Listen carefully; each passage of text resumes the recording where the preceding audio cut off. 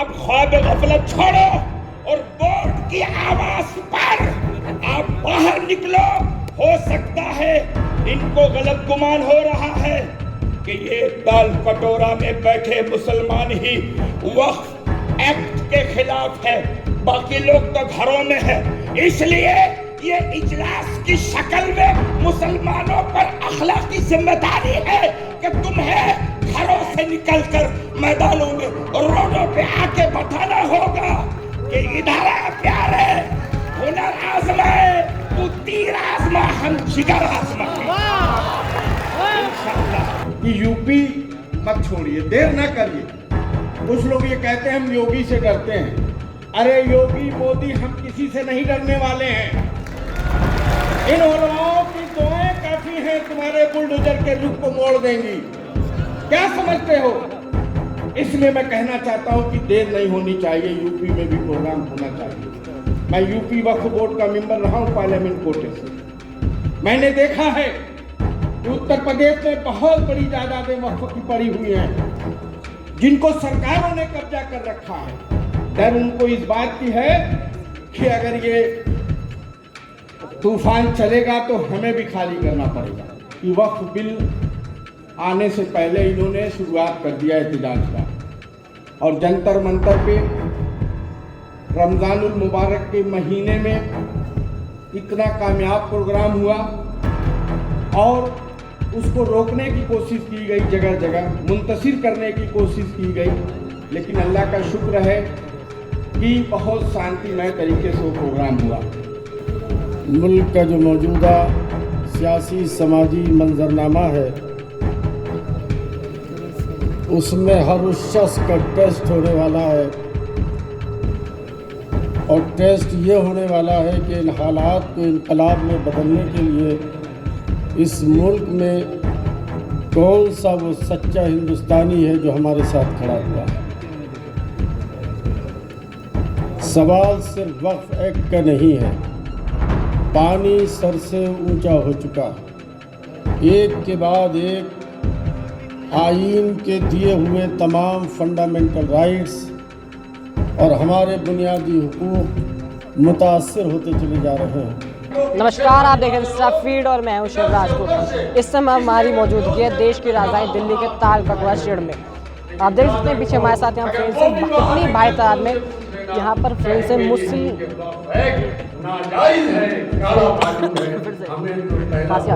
اور مسلمانوں آپ سے کہنا ہے کہ اب خواب غفلت چھوڑو اور ووٹ کی آواز پر آپ باہر نکلو. ہو سکتا ہے ان کو غلط گمان ہو رہا ہے کہ یہ دال کٹورا میں بیٹھے مسلمان ہی وقف ایکٹ کے خلاف ہے, باقی لوگ تو گھروں میں ہے. اس لیے یہ اجلاس کی شکل میں مسلمانوں پر اخلاقی ذمہ داری ہے کہ تمہیں گھروں سے نکل کر میدانوں میں اور روڈوں پہ آ کے بتانا ہوگا کہ ادھر پیارے ہنر آزمائے تو تیر آزما ہم جگر آزمائے. انشاءاللہ بس باطل سے دبنے والے اے آسمان نہیں, ہم باطل سے دبنے والے اے حکومت والوں ہم نہیں, ہم 100 بار کر چکا ہے تو انتہا ہمارا. سلام.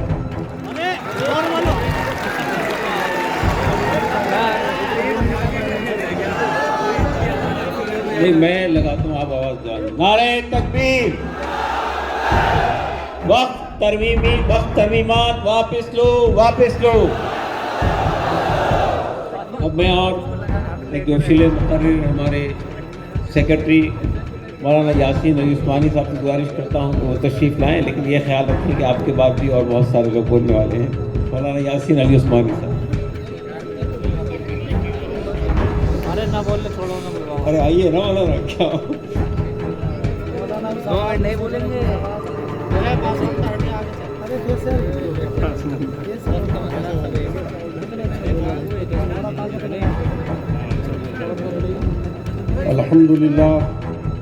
الحمد للہ رب العالمین والعاقبۃ للمتقین वस्सलातु वस्सलामु अला सय्यिदिल मुरसलीन व अला आलिहि व अस्हाबिहि अजमईन। अम्मा बाद, आज के इस तारीखी इजलास के सदर आली वक़ार all India Muslim personal law board के सदर मोहतरम हज़रत मौलाना खालिद सैफुल्लाह रहमानी साहब, स्टेज पर मौजूद all India Muslim personal law board के जनरल सेक्रेटरी हज़रत मौलाना फजल रहीम मुजद्दिदी साहब, तर्जुमान मिल्लत मोहतरम बैरिस्टर असदुद्दीन ओवैसी साहब, स्टेज पर मौजूद दीगर तमाम कायदीन मिल्लत, दूसरे तमाम तबक़ात के बहुत ही ज़िम्मेदार मजहबी और समाजी पेशवा और रहनुमा जो हमारे बीच में तशरीफ़ फरमा है, ख़वातीन व हज़रात, मुल्क इस वक्त बहुत ही संगीन दौर से गुज़र रहा है। मुल्क का जो मौजूदा सियासी समाजी मंजरनामा है, उसमें हर उस शख्स का टेस्ट होने वाला है, और टेस्ट ये होने वाला है कि इन हालात को इनकलाब में बदलने के लिए इस मुल्क में कौन सा वो सच्चा हिंदुस्तानी है जो हमारे साथ खड़ा हुआ है। सवाल सिर्फ वक्फ एक्ट का नहीं है, पानी सर से ऊंचा हो चुका है। एक के बाद एक आईन के दिए हुए तमाम फंडामेंटल राइट्स और हमारे बुनियादी हुकूक मुतासर होते चले जा रहे हैं, और सिर्फ हमारे ही नहीं बल्कि तमाम कमज़ोर तबक़ात के हुकूक पर शबखून मारा जा रहा है। अगर आप अवाम के दरमियान में जाकर के थोड़ा सा भी उनसे गुफ्तगू करें तो हर वो आदमी जो इस मुल्क से मोहब्बत करता है और वो इंसाफ का हामी और अलंबरदार है, इस मुल्क में दस्तूर की और आईन की बालादस्ती चाहता है, इस मुल्क में अमन और मोहब्बत और भाईचारे का हामी है, वो अपनी जगह किसी न किसी तरह बेचैन नज़र आता है। और चारों तरफ एक अजीब किस्म की परेशानी का माहौल है।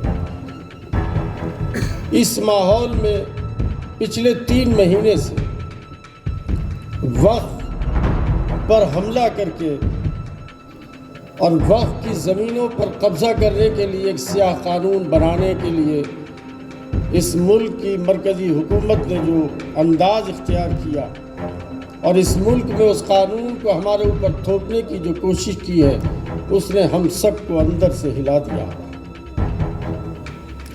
ऐसा लगता है कि वो बार बार ये एहसास कराना चाहते हैं कि माइनॉरिटीज़ इस मुल्क में नंबर 2 के शहरी हैं, अक़लियतें इस मुल्क में नंबर 2 के शहरी हैं।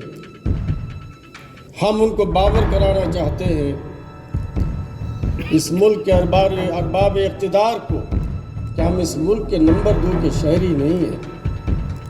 समझना चाहिए, इसलिए हम आप लोगों से ये बताएंगे कि हमारा मुल्क में मुसलमानों का जो तादाद है वो 25 करोड़ से 30 करोड़ है, और इसका 5 करोड़ मुस्लिम भाई और बहनें हैं।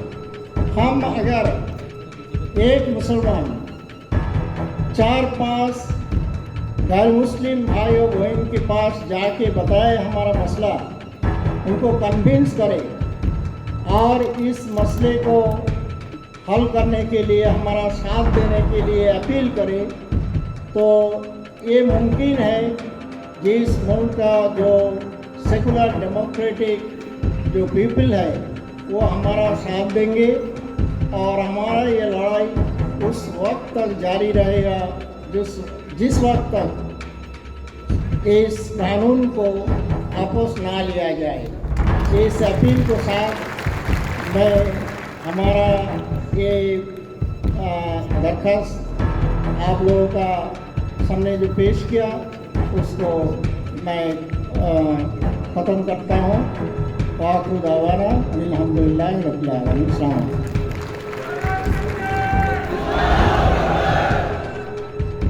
अब मैं मोहतरम यासीन उस्मानी साहब को बुलाने से पहले सालिम अंसारी साहब जो बहुजन समाज पार्टी के मेंबर हैं और एक्स मेंबर ऑफ पार्लियामेंट हैं, उनसे गुजारिश करता हूँ कि इख्तितार कर दिया।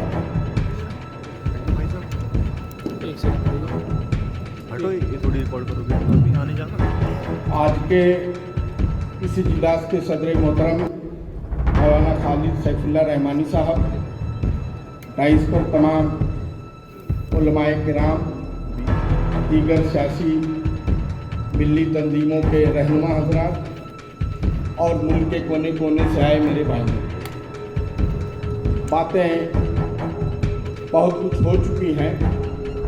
मैं सबसे पहले तो मुस्लिम पर्सनल लॉ बोर्ड का ख़ास तौर से मौलाना खालिद सैफुल्लाह साहब का शुक्रिया अदा करना चाहता हूँ कि वक्फ बिल आने से पहले इन्होंने शुरुआत कर दिया एहतजाज का, और जंतर मंतर पे रमज़ानुल मुबारक के महीने में इतना कामयाब प्रोग्राम हुआ और उसको रोकने की कोशिश की गई, जगह जगह मुंतशिर करने की कोशिश की गई, लेकिन अल्लाह का शुक्र है कि बहुत शांतिमय तरीके से वो प्रोग्राम हुआ। मुख्तलिफ हिंदुस्तान के मुख्तलिफ हिस्सों में अब तक जो भी प्रोग्राम हुए हैं माशाअल्लाह बहुत ठीक ठाक हुए, और आखिरी प्रोग्राम जो अभी हैदराबाद में हुआ, मैं शुक्रिया अदा करना चाहता हूँ वैसी साहब का कि उन्होंने ताबूत में आखिरी कील ठोक दिया।